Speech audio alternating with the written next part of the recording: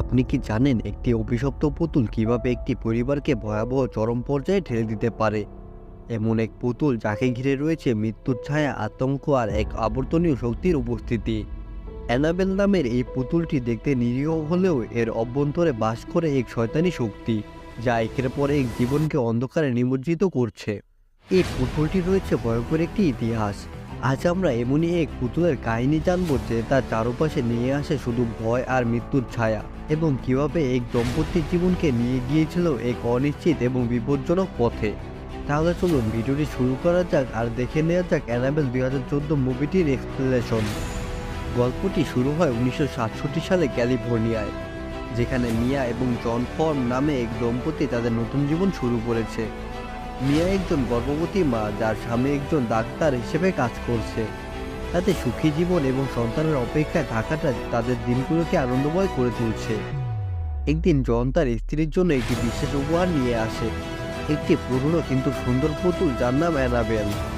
মিয়া এই উপহারটি পেয়ে খুবই খুশি হয় এবং এটিকে তার বাচ্চা রুমে রেখে দেয়। তবে এই পুতুলটির আগমনের সাথে সাথে তাদের জীবনের অদ্ভুত ঘটনা ঘটতে শুরু করে।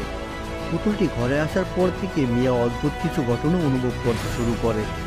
একদিন রাতে সে ঘুম থেকে জেগে ওঠে এবং পাশের ঘর থেকে এক ধরনের অদ্ভুত আওয়াজ শোনে।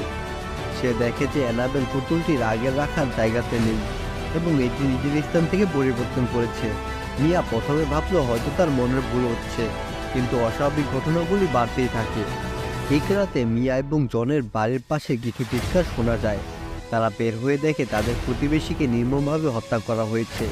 মিয়া এই ঘটনায় আতঙ্কিত হয়ে ওঠে এবং তার মনে হয় এই সব কিছুর সাথে অ্যানাবেল পুতুলের কোনো যোগসূত্র রয়েছে।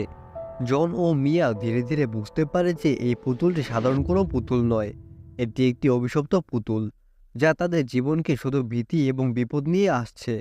একদিন মিয়া দেখে পুতুলটি বিভিন্ন স্থানে নিজে থেকেই উপস্থিত হচ্ছে, এমনকি সে বাড়িতে একটি অদৃশ্য ছায়া অনুভব করতে থাকে যা তাকে সবসময় অনুসরণ করছে।